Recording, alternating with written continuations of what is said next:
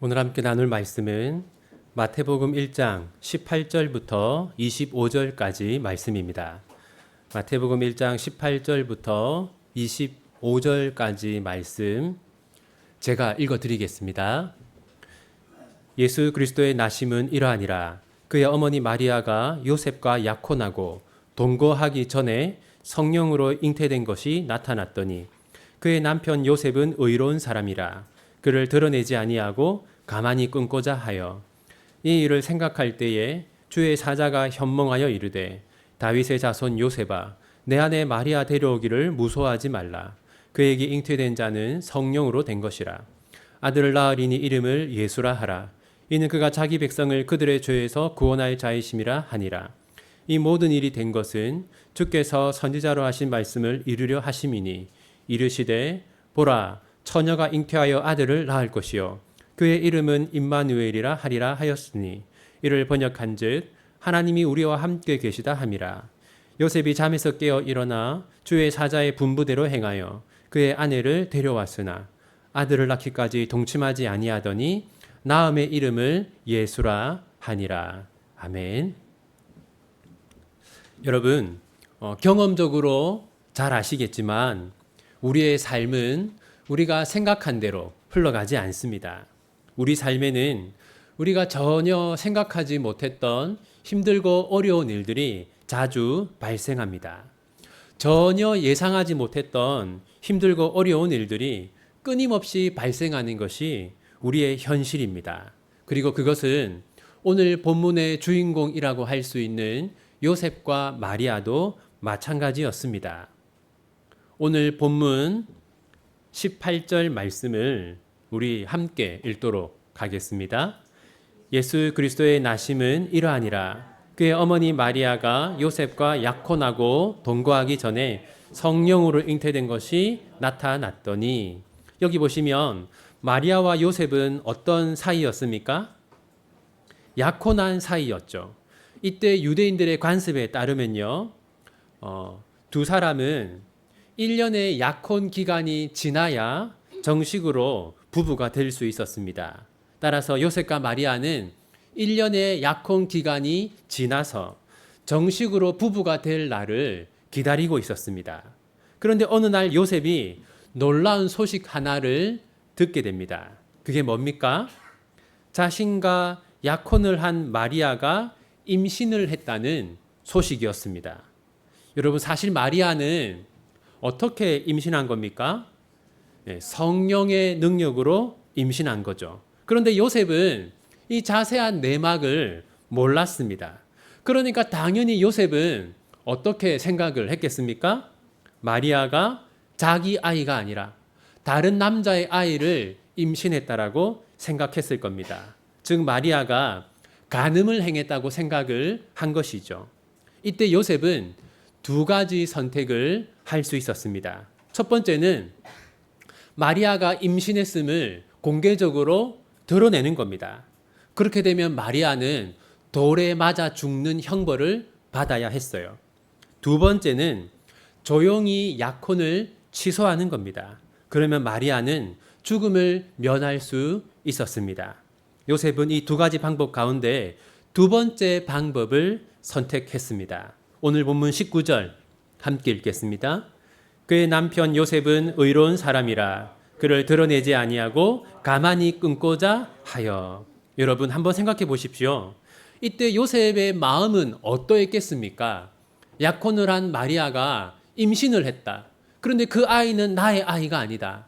그럼 요셉의 마음이 어땠겠어요? 요셉의 마음 안에는 이 마리아를 향한 분노가 가득했을 겁니다. 왜냐하면 요셉이 볼 때에는 마리아가 간음을 행한 것이 분명했기 때문이죠. 바로 그때 하나님은 요셉에게 천사를 보내셨습니다.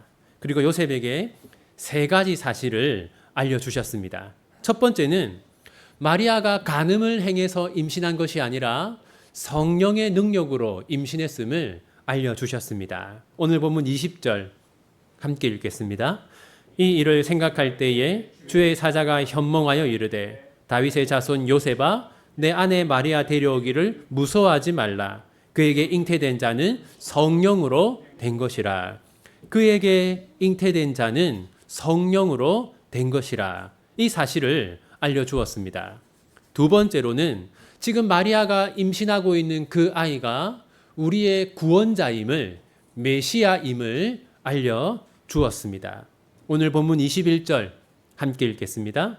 아들을 낳으리니 이름을 예수라 하라. 이는 그가 자기 백성을 그들의 죄에서 구원할 자이심이라 하니라. 이는 그가 자기 백성을 그들의 죄에서 구원할 자이심이라. 지금 마리아가 임신한 아이가 평범한 아이가 아니라 우리의 구원자라는 것을 알려주었습니다. 그리고 세 번째, 지금 일어나고 있는 이 사건은 이사야서 말씀의 성취임을 알려주셨습니다. 오늘 본문 22절과 23절 함께 읽겠습니다. 이 모든 일이 된 것은 주께서 선지자로 하신 말씀을 이루려 하심이니 이르시되 보라 처녀가 잉태하여 아들을 낳을 것이요 그의 이름은 임마누엘이라 하리라 하셨으니 이를 번역한즉 하나님이 우리와 함께 계시다 함이라. 여기서 이 23절 말씀은요, 하나님이 이사야 선지자에게 하신 말씀입니다. 하나님은 이사야 선지자에게 우리의 구원자가 처녀의 몸에서 태어날 것이다 라고 말씀하셨습니다. 이사야서 7장 14절 우리 함께 읽겠습니다. 그러므로 주께서 친히 징조를 너희에게 주실 것이라. 보라 처녀가 잉태하여 아들을 낳을 것이요 그의 이름을 임마누엘이라 하리라. 하나님은 이사야 선지자에게 흔히 동정녀 탄생이라고 하죠. 구원자가 처녀에게서 나실 것을 말씀하셨고 말씀하신 대로 행하셨습니다. 그러자 요셉은 다음과 같이 행동했습니다. 오늘 본문 24절, 25절 함께 읽겠습니다. 요셉이 잠에서 깨어 일어나 주의 사자의 분부대로 행하여 그의 아내를 데려왔으나 아들을 낳기까지 동침하지 아니하더니 낳음의 이름을 예수라 하니라. 요셉이 잠에서 깨어 일어나 주의 사자의 분부대로 행하여. 무슨 말이냐면 잠에서 일어나자마자 즉각 하나님의 말씀에 순종했다는 겁니다. 요셉은 즉각적으로 마리아를 데리고 와서 마리아와 결혼했습니다. 그리고 이것은 두 가지 점에서 매우 특별한 사건입니다. 지금 요셉의 행동은 두 가지 점에서 특별합니다. 첫 번째는요, 이미 마리아에 관한 나쁜 소식이 파다하게 퍼졌다는 점에서 특별합니다. 이미 많은 사람이 마리아가 임신한 사실을 알았을 겁니다. 그런데 그 사람들은 이 마리아가 성령의 능력으로 임신했다는 것을 몰랐습니다. 그러므로 사람들은 마리아에 대해서 부정적인 말을 하고 나쁜 소문을 퍼뜨렸을 것이 분명합니다. 그런데 그럼에도 불구하고 요셉은 하나님의 말씀에 순종하여 마리아와 결혼했습니다. 두 번째는 아직 약혼 기간이 다 지나지 않았다는 점에서 특별했습니다. 당시 유대 사회에서는 1년의 약혼 기간이 지난 다음에야 결혼할 수 있었어요. 그것이 관례였습니다. 그런데 요셉은 사회적인 관례를 깨고 마리아와 즉각 결혼했습니다. 따라서 요셉은 사람들에게 유대인들의 전통과 관습을 깨뜨린 사람이라는 좋지 않은 평가를 받을 수가 있었습니다. 이처럼 마리아가 예수님을 임신하는 것도 보통 일이 아니었고 요셉이 마리아와 결혼하는 것도 평범한 일이 아니었습니다. 요셉과 마리아 모두 그 사건은 사람들의 비난을 감수하는 일이었습니다.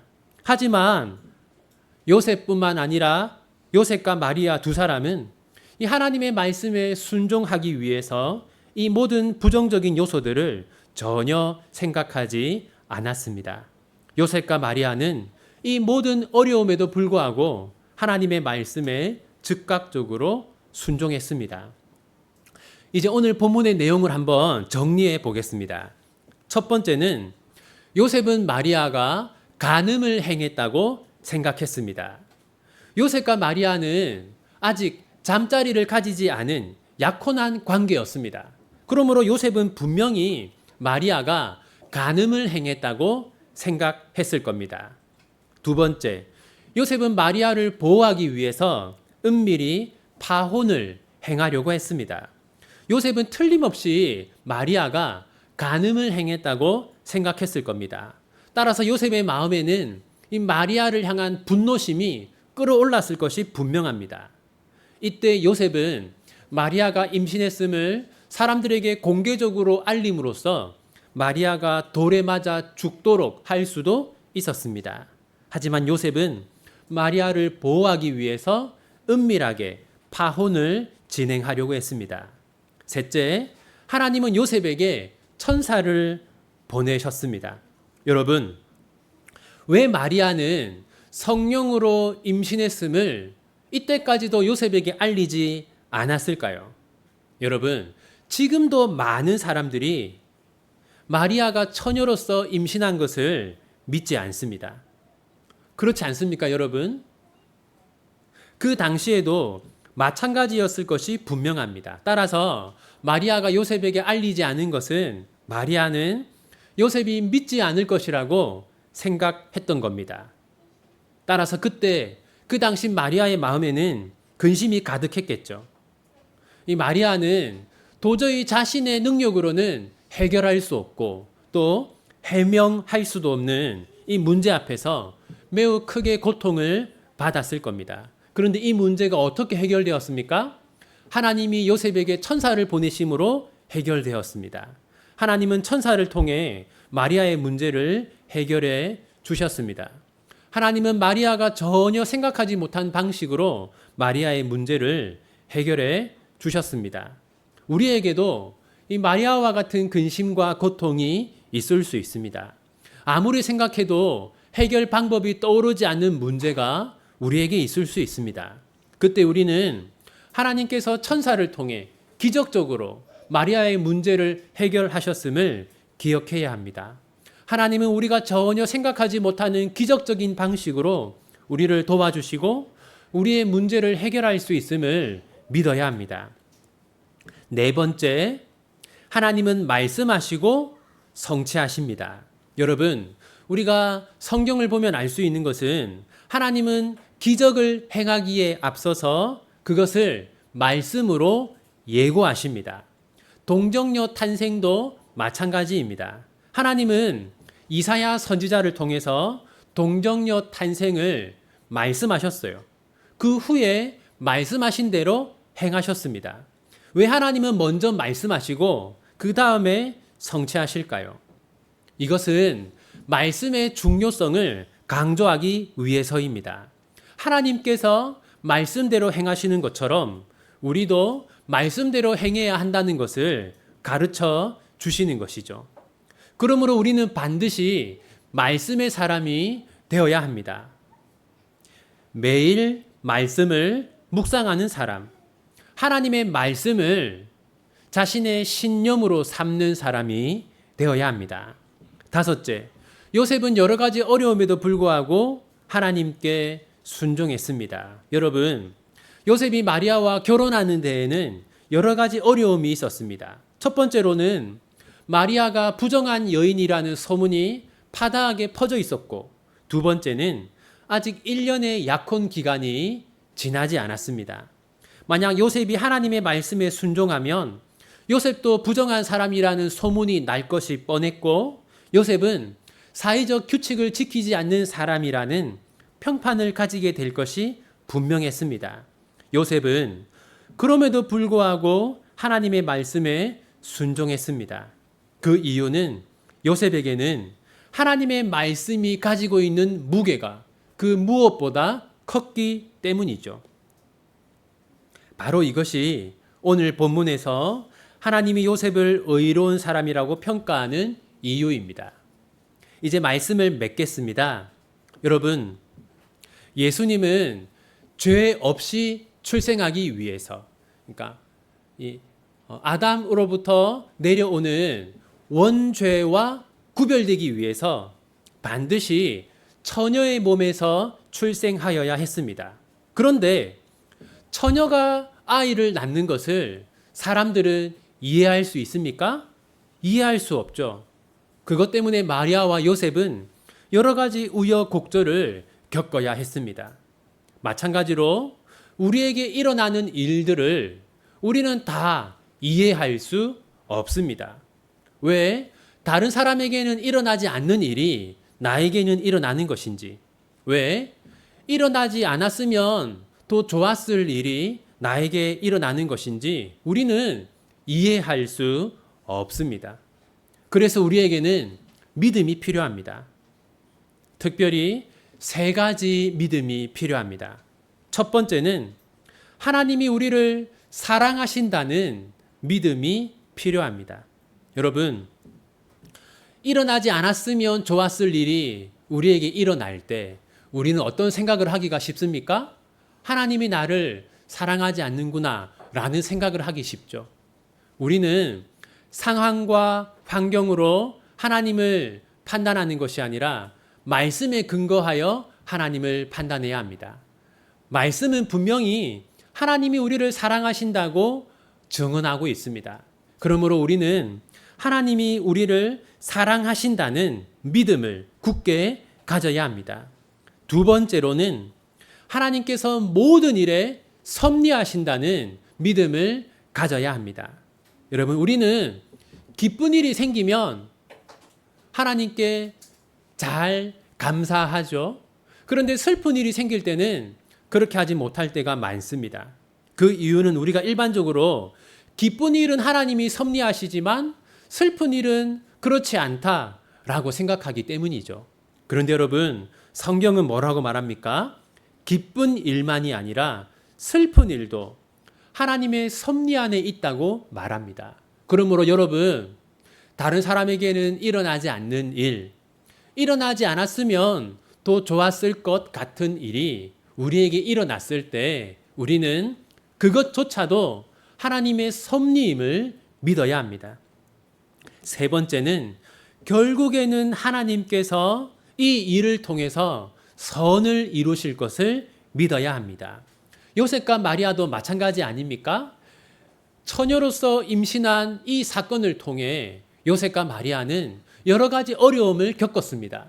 하지만 하나님은 그것을 통해 선을 이루셨습니다. 여러분, 이 일은 나에게 일어나지 않았으면 더 좋았겠다 생각되는 일이 있지 않습니까? 분명히 하나님은 그것을 통해 여러분의 삶에 선을 이루실 겁니다.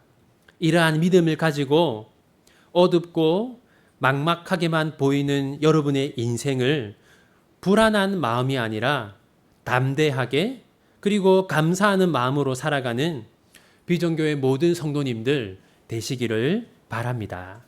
기도하겠습니다. 하나님, 요셉과 마리아는 이해할 수 없는 사건 속에서 여러 가지 갈등과 오해와 어려움을 겪어야 했습니다. 우리도 마찬가지입니다. 우리 삶에는 이해할 수 없는 일들이 너무나 많습니다. 그래서 우리의 마음에는 근심이 있고 고통이 있고 또 우리 삶에는 갈등이 있고 다툼이 있습니다. 하나님, 이런 저희들에게 믿음 주시기를 소원합니다. 하나님을 신뢰하는 믿음, 하나님을 의심하지 않는 믿음, 하나님께 모든 것을 맡기는 믿음, 결국에는 하나님께서 선을 이루실 것을 믿는 믿음 주시기를 소원합니다. 그러한 믿음으로 불평과 불만이 아니라 감사와 찬양의 마음으로 살아가는 모든 비전교회 성도들 되게 하시기를 소원합니다. 예수님의 이름으로 기도합니다. 아멘.